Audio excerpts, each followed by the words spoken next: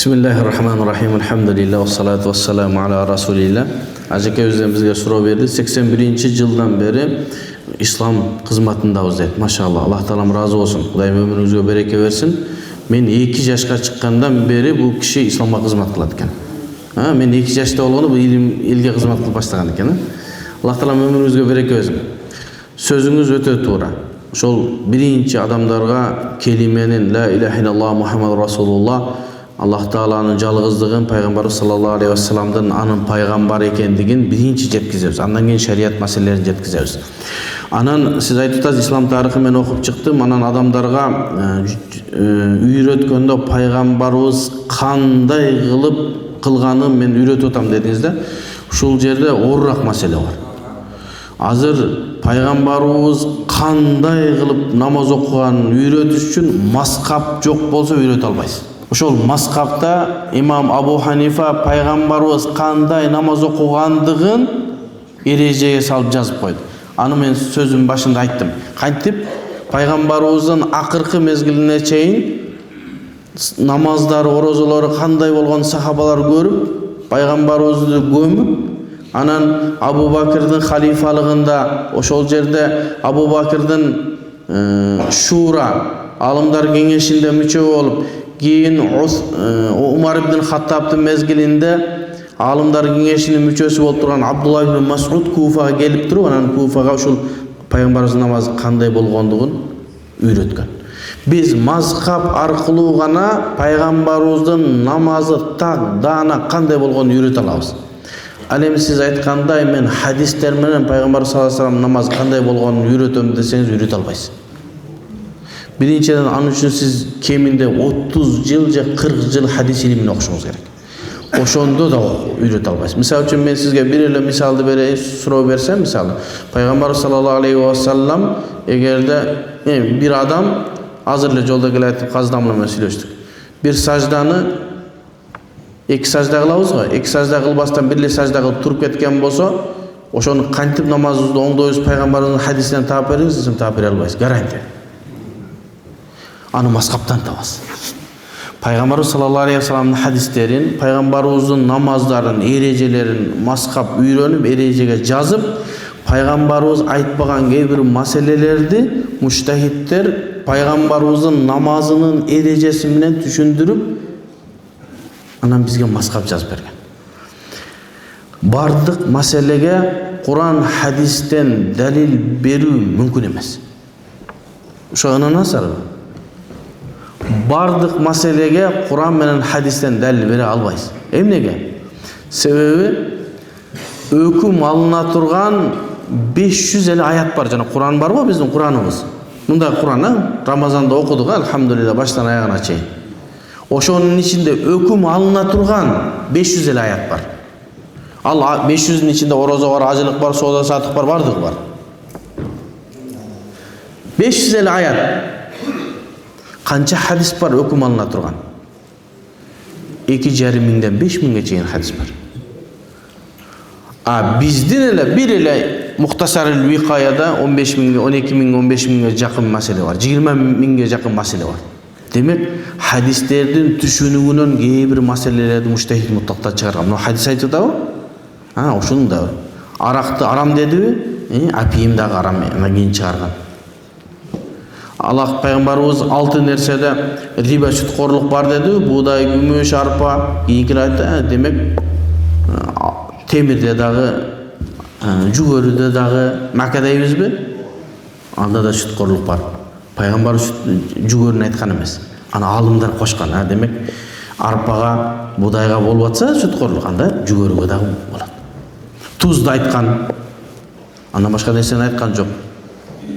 Демек, муштахид мутлактар ошол Пайгамбарыбыздын мезгилинде ошо 5 миңге жакын хадисти, 500га жакын аятты чукуп жүрүп алышы мүмкүн болгон өкүмдөрдү алып бул жака жазып койду.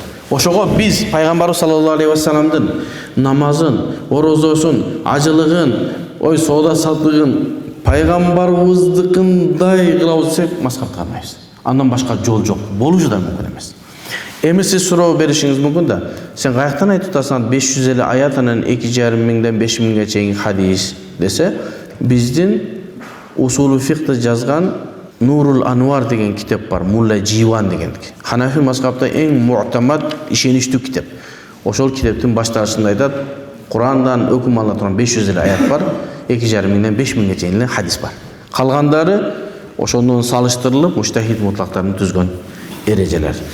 Мен жыйынтыктоого айтсам, демек пайгамбарыбыздын мезгилиндеги намаз кандай болушун, орозо кандай болушун билем десеңиз, шек күмөнсүз 100% дебейин, 99% мазхаб айтып берет. Себеби Аллах Таала 100дү Аллах Таала берет да. Калган нерсени бул аалымдарыбыз бизге мазхабка негиздеп жазып берет. Аллах разы болсун. Ассаламу алейкум устаз деп сурагам. Ва алейкум ассалам.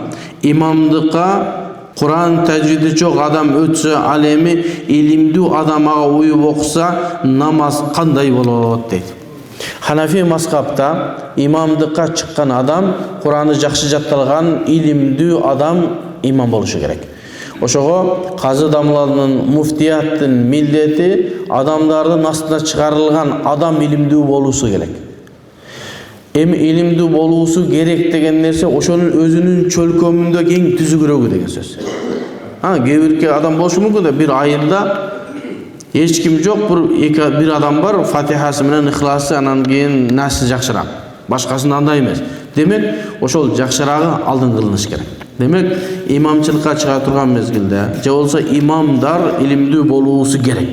Эми кичине илимни азыраак боло турган болсо деле, мынантип илимин күчөтүш керек. Мынандай сабактар көп болуп туруш керек. Тез-тез казы дамла менен да сүйлөшүп атабыз, ай сайынбы бир келип Жаллабатка бир кызмат кылайлы деп атабыз. Мен Жаллабатка немеге Манаска Жаллабатта көнүп калганбыз да, биз эми кызмат кыла элекпиз биз. Биздин мойнубузда милдет бар ошо сиздерге кызмат кылуу. Ошо сиздерге кызмат кылабыз деп илим алганбыз, 20-30 жыл илим алган болсок. Ошого иншалла ошол илим аалымдардын, имамдардын илим деңгээлин өстүрүүчү сабактарды кылышыбыз керек. Эми бир адам тажвиди начарыраак имамчылыкка өттү. Аркасында илимдүүрөөк адам турса, намазы дурус болобу, болбойбу дейт. Биздин Ханафи мазхабта тажвид эрежесин үйрөнүү мустахаб болот, важип эмес. Важип бул Шафи мазхабында. Ошого анча-мынча ката болуп кала турган болсо, өзү катасы жок окушубуз керек. Пайгамбарыбыз кандай окуган болсо окушубуз керек да. Анча-мынча ката болуп кала турган болсо кечирим болот. Аркадагы кичине андан илимдүүрөөк адамдын намазы дурус болот. Качан намаз аркадагы илимдүү адам намазы дурус болбой калат? Имам эмнени окуп атканын билбесе. Аркада уюп аткандар бул Фатиханы окуп атабы же Бактыяр Токторовдун нырын ырдап атабы деген күмөн болуп калса, анда намаз бузулат. Андан берагыраак болуп алхамдулиллахи роббил аламин болуп атса, алхамдулилла биздин мазхабыбызда кеңирлик бар экен, ошо намаз дурус дейт. Бирок ушинтип жүрө берсин деген маселе эмес. Эптеп намазың дурус болду деген сөз. Ошон үчүн имамчылыкка чыкканда алам тарадан ылдый, табаракты, ясинди, бакаранын башынан 1-2, анан бакаранын акырын жаттап кичине, ясинди жаттап кичине өзүбүзгө сөзүбүздү кичине оңдоп алышыбыз керек. Эртең имамдыкка чыгып калсаңыз, аркадагы адамдарды ыңгайсыз абалга калтырбаш үчүн. Ал эми качан намаз бузулат десе, намаздын сөздөрү такыр, Курандын сөздөрү мааниси менен такыр чыгып кеткенде. Адамдар бул Фатиханы окуп, эми Фатиханы бардыгыбыз билебиз да. Фатиханы окуп атканда, Ихласты окуп атканда, башка нерсени окугандай болуп калса, мына ошондо намаз бузулат. Алла разы болсун. Ассаламу алейкум устаз, ва алейкум ассалам. Илимдин эскисин алгыла дегенге кандай түшүнөбүз дейт. Бул көбүнчөсү эки тарап менен жооп берели. Илимдин эскисин алгыла деген сөз Ханафи мазхабтагы эски китептерден алгыла деген сөз. Ушул туура сөз. Хидаянын жазылганына мынаке азыр 593 жылы бул дүйнөдөн өткөн болсо, азыр 1447 жыл болуп калды. Эски китеп ушул. Шуну окуш керек. Анан мынау китеп Мухтасарул Викая деген китеп, бизде Орто Азияда көп окулган. Бул киши канчанчы жыл өлгөн? 747, 8-кылымда өлгөн. Мындан кийинчерээк, Себеби бул Мухтасар Викаяны Хидаядан кыскарткан. Бул 8-кылымда, азыр биз 15-кылымда болуп атабыз. Ушу эшил китеп. Ушул китептерди окусак, маселебиз туура болот. Анан кечеги чыккан алымдар өзлөрү фикти сүйлөп баштаса, өзлөрү бир нерсе жазып баштаса, таксыр мына китептерге сөзүңүз туура келсе алабыз, туура келбесе албайбыз дейсиз. Экинчи түшүнүк бар. Экинчи түшүнүк бар, бул караңгы түшүнүк. Буну менен согушушубуз керек биз. Сырты эски болгон китепти окуш керек деген. Муну Мухтасар Викаяны муну окубаш керек, бул жаңы басылган да. Эски жана жыртылып, саргарып, чирип кетейин деген китеп бар го. Ошону гана окуш керек, буну окубаш керек деген бул пикир менен согушушубуз керек. Ал китептер ошол мезгилде жазылды, эскирди, азыр эми жаңы жазылды, муну окуй беребиз. Анан бир караңгы түшүнүк бар экен, эскилер бузулбаган, мунулар бузулуп калды. Ол апанды түшүнүк ол. Алымдар карап турат, буну дүйнө жүзүндө миңдеген алымдар минут сайын окуп турат. Бул басылып чыкканда мындай жакын басма чыгыптыр деп окуат, бир тамгасы туура эмес болсун, дароо айтат, мына басмакананы колдонгонго болбойт. Ошон үчүн канча деген китептер бар, мына басмакана. Мына китепти колдонгонго болбойт дебейт, мына басмакананы колдонгонго болбойт дейт. Ошого ал баягы аквариумдун ичиндеги балыктай болбош керек да. Суу кеңчилик ушу биз элебиз деңиз деген болбогон нерсе дегенчи. Ал сен ошо аквариумдун ичинде гана жашай аласың да, деңизге чыккан жашай албайсың. Деңиз деген жашоо кең китептер бар. Демек, эски китептерди окуш керек. Бул тарых, илгерки жазылган китептерди. Себеби булар эрежеге түзүлгөн, ишенимдүү, илимдүү, таква инсандардын жазган китептери. Андан кийинки алымдардыкы окуйбуз ушуга туура келсе. Буга туура келбей кыргызча китептер жазылып атпайбы? Аларды окуйбуз, эгер ушуларга туура келсе. Болбосо, Алла разы болсун дейт. Анан бирок мунунун эски басмасын окуйбуз, башкасын окубайбыз деген ал караңгылык болот, Алла разы болсун. Ассаламу алейкум устаз. 4 мазхаб бар. Ушул мазхабтар 4 халифанын жолун карманганбы? Мисалы Умар радиаллаху анхунун жолун Абу Ханифа карманганбы? Жок, мындай түшүнүк болбосун. 4 мазхаб деген нерсе исламды чагылдырган 4 мектеп. Бардыгынын максаты пайгамбар саллаллаху алейхи вассаламдын намазы кандай, орозосу кандай, ажылыгы кандай үйрөтө турган мектеп. Бирөө тагыраак үйрөтөт, бирөө кичине катараак болот, бирөөсү мындайраак. Ошого биз Ахлу сунна вал жамаа ушу 4 мазхаб дейбиз. Имам Абу Ханифанын мазхабы, Имам Маликтин мазхабы, Имам Шафиидин мазхабы, Ахмад ибн Хамбалдын мазхабы. Бул 4 школа. Биз 4 школа 80-70% бир пикирдебиз. 20-30% талашыбыз бар. Себеби алар муштахид мутлактар. Абу Ханифа айтат, мен муну туура деп көрүп атам дейт. Имам Шафии жок, мен муну туура көрүп атам дейт. Себеби буну эрчиш милдеттүү эмес. Ошого бул өзүнүн жолу менен кетти, Абу Ханифа өзүнүн жолу менен кеткен. Себеби андан кийин келип атат да. Имам Шафии. Анан биз айтабыз, мунугу 70%-да, 80%-да биз бир пикирдебиз. 20%-да Ханафи мазхабы бизге туура дейбиз.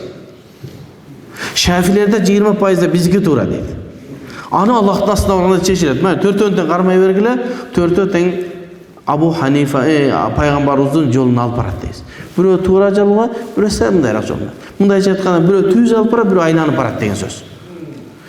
Биз айтабыз, Ханафи мазхабта ошо 20% бизге туура. Булар айтат бизге туура. Ошон үчүн 4 мазхабты регионга карап, кайсысын кармаса карманына берет дагы 4-төө тең туура деп эсептелет. Бирок бир түшүнүк болбосун. 4 мазхаб 4 халифанын жолун карманганда жок, бардыгы бир. Биз Абу Бакрдин радиаллаху анхунун деле фатваларын биздин Ханафи мазхабтын ичинде, Умар ибн Хаттаб, Али, Осман бардыгынын фатвалары биздин мазхабтын ичинде. Шафи мазхабтын ичинде дагы бар. Талашыбыз 20-30%-дын гана ичинде. Мисалы бизде Кыргызстанда канча мектеп бар? Миңдеген мектеп бар, а? Бирок бир эле билим министрлиги, Министерство образования бирөө эле. Бардыгы ошол жерге баш ийет. Бирок анын ичинде бир мектеп бар, жакшы окутат, балдары илимдүү болуп чыгат. Бир мектеп бар, начарыраак окутат, бирок ошол эле программаны окутат. Начарыраак окутат. 4 мазхабты ушундай деп түшүнгүлө. Бир эле пайгамбарыбыздын динин үйрөтөт. Болгону бирөө күчтүү окутат, далилдери күчтүү, бирөөсү мындайраак. Бирок Dünya yüzünde en güçlü 4 ele şkola kaldı bizge. Jetken. Bu Hanafi mazhabı jana Maliki, Şafii, Hanbali mazhabı. Bizden örgünde biz Hanafi mazhabını karmayız. Hanafi mazhab, şunu men aytып жүрөм damla. Hanafi mazhab İslam Hanafi mazhab. Bir öyle olsun men İslam başka Hanafi mazhab. Yok. Hanafi mazhab şu İslam.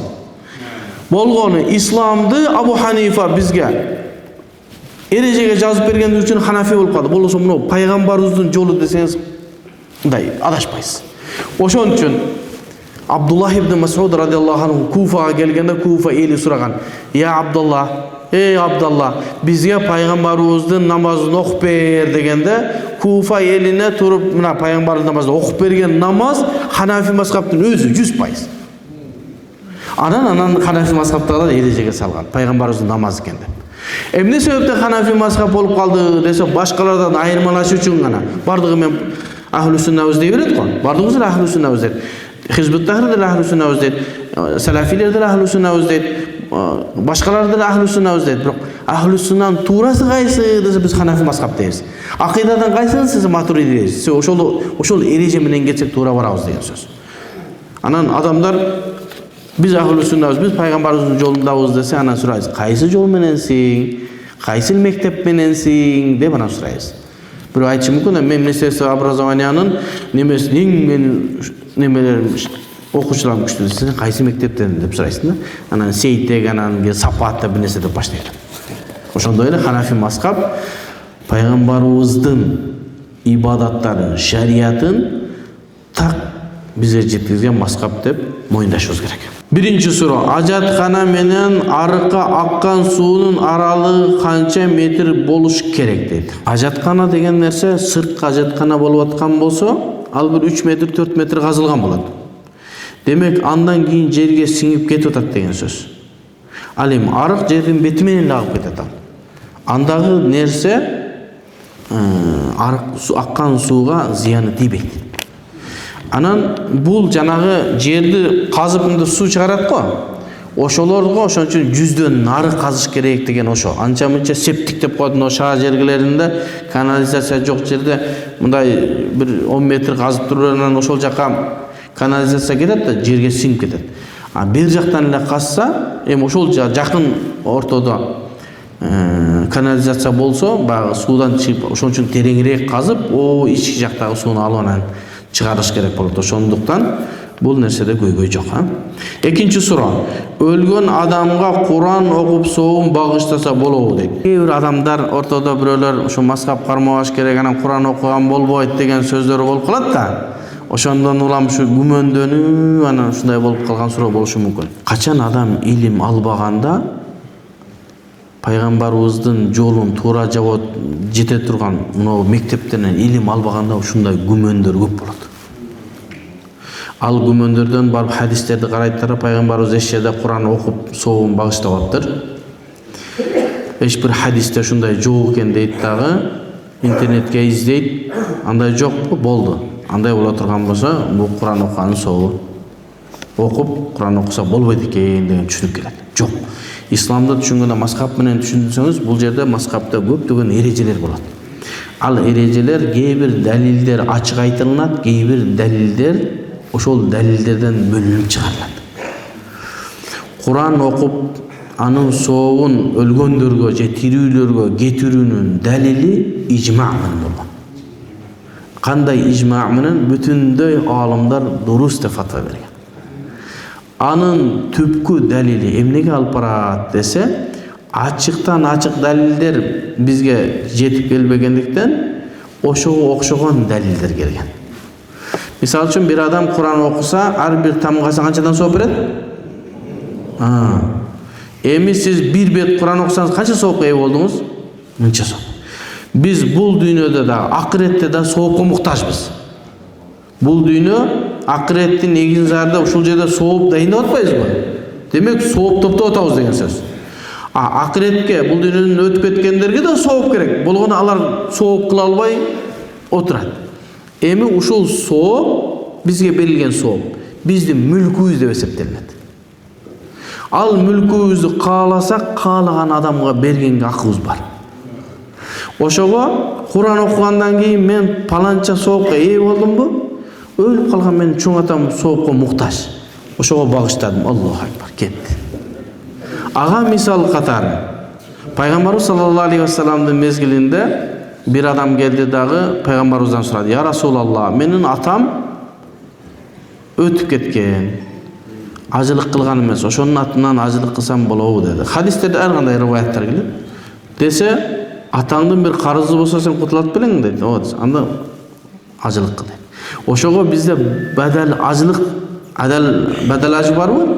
Al degen nerse sen birönün atından acılık kılasın dağı soğun jenetesin. Demek soğuptordu biröөгө берүү укугу бар bizde. Sadaka kılas, akçanı beresi dağı soğuğu atama jetsin deysiz. Sebebi sadakadan sizge soğuk koyuyor oldu. Ha kıyamatta soğuk bağlanat bizge. Janağı tarazanı bilesiniz yerde. Tarazaga soğuğun koyulat da atpayız mı? Demek oşol soğuptu biz biröөгө белекке hadiya kılganга akuz бар. Demek Kur'an'dan oşol baptan anan alımlar ruhsat bergen. Ana endi baskap karmabaganдар, jana kauçkanın içindegiler, alar şu Peygamberimizin hadisini izlep жүрөт. Peygamberimiz kayerде kılıptır dedi. Peygamberimiz aytpayбы? 5000 эле hadis var. Bardык maselege. Namazında kebir maseleleri tappaysınız Peygamberimizin hadisini. Tapırçı kana misal jana aytып atam jana. 2 sajda farz bizde. Birөөsүн kılıp turup kettin. Namazın buzulat degenge Peygamberimizin hadis apke, mınty oңдоп ketiş kerek degenge de Peygamberimizin hadis apke tappaysın. Alımlar şu hadislerdi karab duran ereceleri tüzüp koyun, mınday kılıp oңдоп ketiş kerek. Kande oңдолот? Bul ököteң parız. 2 sajda teң. Birөөsü kalıp ketse namaz bolbay kalat. Demek bunun kazasını kılış kerek. Sırtta kılamısın, jo sırtta kılsan namazın buzulup kalat. Sebep namazın içinde kılış kerek. Ökönün ortasındağı nerse mine Peygamberimiz daim ökösünün ortaсын üzbey kılgan. Alımlar izlep çıkıp ökönün ortasını üzbey kılıp vacip eken. Demek ökönün ortaсын bölüp uygen bolsa vacipti taştagan bolosун, bir farzı taştagan bolosун. Demek namazın içinde sajda kılsan kayсы labalda bolbosun. Farzından kutulasın, vacipti taştap kettiğinde 2 sajda katar menen boluş kerek bolчу. Akırında sajda safkı kılasın. Sebebi vacipler kalıp ketse adaşı sajda kılasın dep mintip adamlar ereje tüzüp koygan. Şunu hadiste men ayattan taap kılasiz, jizin taap kılasiz. Oşogo janagындай gümön taratkan adamdardın gümönüne aldanbaş kerek. Demek Kur'an okup soğuğun bağışlasak bolobу eken bolat. Aga hadise 5000 elek hadis var. Ana kaytıp bardığında namazga aytpayım. Namazına bardıq meselesine hadis taap alabайсың. Demek kebirki meseleler, sadaka meseleleri var. Acılık meselelerinden izillenip gelip durup anan keyin oşondan anan Kur'an okusa soğuğu jetet degen mesele gelgen. Okuyayım okuyayla koyuyor. Sen hiç kimden biri aytат da men atam ölgönde Kur'an okutpam. Okutpay koyson. Sen hiç kim atan okuyup süйлөшүп alasың kıyamatga bargan. Erteң kıyamatga barganda balam men arkamdan Kur'an okuwadım dese şu aytasın. Peygamberimiz okugan gün okuwadım desin. Biz okup soğuğun berip koyuyoruz, bizdikilere soğup jete bersin. Assalamu alaikum. Namazdan keyin tasbih aytıp anan dua. 2 Kur'an okup dua. 3 salavat anan dua kılıp kelgen biz. Hazır namazdan keyin tasbih aytıp Kur'an okup keyin bir dua kılıp keyin salavat aytıp dua bolup jatat. Başkaça aytkanda namazdan keyin 2 dua uşul tuurabı deydi. Negizine namazdan keyinki 3 dua degen mesele bu alımlar kengешinde de götörülüp şu girizgen her bir mescitteki imamlar 3 dua kılsın degen. Al mümkün kaziyat tarafından her bir imamlarga jetkilgen boluşu gerek dağı. Sebebi 3 duanın manisi ne? Birinci tasbih aytılınat, ayatlar kurs okudu, dua kılınat, anan keyin Kur'an okulunat, Kur'an okup tirүүлөрgө, ötkөndөрgө, anan Kur'andın berekesi tiysin, Kur'an okulgan жерде береке болот. Жалп эл менен дуа кылабыз, анан кийин пайгамбарыбызга салават айтып, анан ошол салаватты пайгамбарыбызга жиберебиз. Бул нерсе атайын bir Ханафи китептеринде жамаат менен отуруп ушундай кылсын деген маселе жок. Бирок бул Орта Азияда адамдарга таалим иретинде ушундай үйрөтүлүп, ушундай кылып келебиz. Муну кыла беребиz. Бул шариатка каршы келбейт. Анан аны кыскартып ийүү алымдар кеңешинин чечимине каршы болот. Андай кылбаш керек. Эми бирок кокустан ушундай шашылыш болуп бир жакка кетип аткан болсо, анда башка маселе. Себеби бул ушу биздин Орто Азияда мурдагы аалымдарыбыздан бери ушинтип кылымдан кылымга келеткан бул жакшы үрп адат, элибизге, жерибизге кылынган дуа, Куран окулуп, Курандын берекеси менен өзүбүзгө береке алып өткөндөргө дуа кылынган бул жакшы нерсе. Пайгамбарыбызга салават айтабыз. Канчалык пайгамбарыбызга салават айтсак, Аллах Таала бизге андан 10 эсе көп салават айтат. Аллахтын рахматы түшөт. А чыгып кетсең, кээде ошол дуаңды деле кылбай каласың да, Кураныңды деле окулбай калат, шашылып кетип каласың. Ошого эми намаз дурус болбой калат. Бир чоң күнөө болду деп айтпайбыз, болгону тартипке каршы келген болот. Ошо 3 дуа кылып турган жакшы болот иншалла. Ассаламу алейкум устаз, ва алейкум ассалам. Илгери салынган мечиттин мехрабы күн батыш жака карап салынып калган. Картадан көрсөк Туркияны карап калат экен дейт. Ошону бир аз буруш керекпи же ошол бойдон эле окуй беребизби? Чоң рахмат дейт. Мен билгенден илгерки салынган мечиттер, бул суроону мен кайталап коеюн.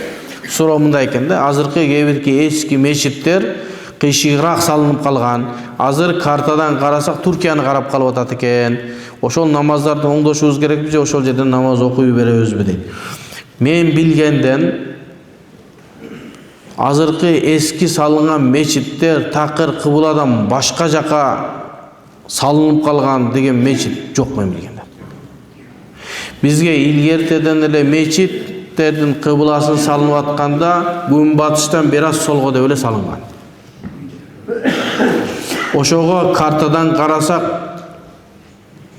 Туркияны карап калат деген нерсе, анда такыр эле буякта карап калат деген сөз да. Бул жак кыбыла болсо, мына бул жакты. Эгерде ушундай болсо, кыбыла бул тарап болсо, мехраб могул жакта караса, анда ал мечитти оңдош керек болот. Эгер кыбыла могул тарапта болсо, бир аз мындайраак, дагы мындайраак, же мындайраак болсо зыяны жок. Ошого Аллах Таала Пайгамбар саллаллаху алейхи ва саллям намаз парыз болгондон кийин Кабага карап окушту ниет кылат эле.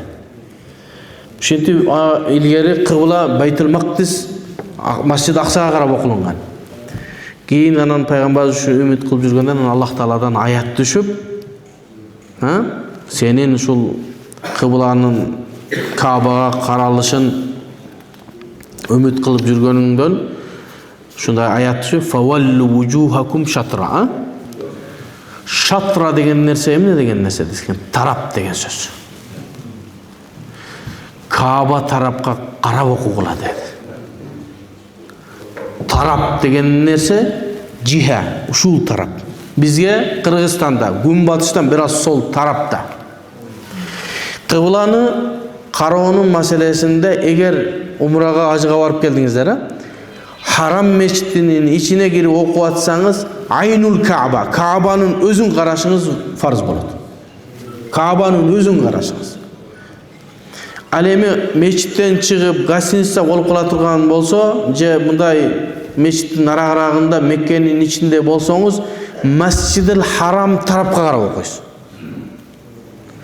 Эгерде Маккадан чыгып кетсеңиз, Мадинага барып калдыңыз, же Таифка барып калдыңыз, же Жуддага барып калсаңыз, Маккага карап окуш керек болот. Кабага эмес, Макка тарапка. Эгерде Саудия мамлекетинен чыгып кетсеңиз, Туркияга келдиңиз же Кыргызстанга келсеңиз, Саудия тарапка карап окуйсуз. Сиз Кыргызстанда туруп Кабанын өзүн карашыңыз мүмкүн эмес. Пайгамбарыбыз ошон үчүн тарапты карап окугула деген. Эми заман өзгөрдү. Техника өзгөрдү. Насаат медианы ачсаңыз, Кабанын өзүн көргөзүп берет сизге. Ал сизди алдап койбосун. Сиз мечиттин немеси менен окуй бериңиз. Үйүңүздө окуатсаңыз, насаат медиа менен окусаңыз макул. Мечитте окуганда мечитте ушул тарапка карап окулганбы? Негизги фатва биз тарапка караныш керек, ошентип ошол тарапка карап окуй бересиз. Айтып атабыз, бул жакты карап, буяк кыбыла, бул жак буякты карап калса, кыбыла. Же буякты карап калса, же арканы карап калса, андан мечиттин кыбыласын оңдош керек болот. А бирок кыбыла мындай, бир аз мындайраак болсо зыяны жок. Себеби ушул тарапты карап окуп атабыз. Ошого эми жаңы мечит салып атсаңыз Насаат медиа менен салып бериңиз. Нур үстүнө нур. Карап так өзү Каба жакты каратып. Ал эми мурдагы мечиттердин намазы дурус эмес дегенге эч накысы жок. Болду окуй берет. Ошол тарапка карап окутабы? Дурус. Ошол мезгилдеги аалымдар жана эле айтты го, эски илимди, ошо бизге караганда илимдүү болгон ошолор. Ошолор мынтип карап, китептерди карап, анан кийин дамлалар ушул жактап көргөзгөн. Жанагындай эле болбой турган болсо, намаз дурус боло берет, Алла разы болсун. Али 30 градус фатва берилген деген кандай? Эми ошондой деп айтылып атат. Ошол деген нерсе алды тарапта баягы такыр Кабадан кетип калып деген. Мынча, мындай боло берет, мындай. Мына жак Каба болсо мынча боло берет, мындай киши. Себеби тарапка карайбыз, Саудия тарапка карап окуйбуз. Батыш тарапка карап. Анан бирөө нафил окутабы же өзүнчө окутабы, аны сен Насаат медиа менен окуй бер. Себеби эмне болуп калып атат? Мечиттеги мехраб мындай турса, адамдар мындайга карап окуса, ошол Насаат медиа карайт десе, сап бузулат, мындай адамдардын намазында рахат кетет. Шуну эсиңе салып койгула. Сапка тескери туруп алыпчы, сап мечиттин немеси сызыгы мынтип турса, же мечит жай намаздарга сону кылып кетип намазын ошол кыйшык мындай турса, сен мындай туруп алып, имам мынакка туруп, мехрабы эмнеде туруп окусуң, намазды окуп бүт күчөңдү шу кыйшык окусуң, сенде хушу жок болот. Бир кыйшык туруп алгандай, нидо туруп алгандай болосуң. Ошондой мечиттерде түзүтүрүп окуй бериңиз. Үйүңө барганда Насаат медиа менен окуй бер. Ошол мечиттер текшерилген. Ал кыблага карап эле турат иншалла. Ассаламу алейкум устаз. Алейкум салам. Устаз, азыркы күндө маркумду акыркы сапарга узатууда маселелер жаралат. Эң орчундуусу союш маселеси. Падышанын жарлыгы боюнча 3 күнгө чейин союлбасын деп жеткирсек, шариатка да дал келбейт десек, кайсыл китептерде жазылган далилиңер жок силердин деп көп талаш тартыш маселе жаралат. Ушуга жооп берип коюңуз дейт.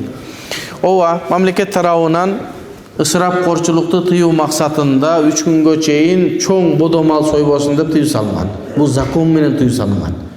Ал деген нерсе жоопко тартыласың деген нерсе. Шариятыбызда дагы биздин китептерде 3 күнгө чейин тамак таам ошол жерге тамак таркатуу макрух деп айтылат. Эгерде бирөө мага өзү бир китептен айтсак деле жетиштүү болот. Мен сага 1-2-3 китептин немесин, сүрөтүн тартып, же болбосо кийинки келгенде ошону мен эстетип коюңуздар, копия кылып ала келип, өзүм окуп түшүндүрүп берип коеюн, кайсыл китептерде фатва берилген деген. Биздин китептерибизде бар ал. Ошого ысырапкерчиликти тыюу максатында ушундай деп турсак болот. Эми бул муфтияттын да талабы ушундай.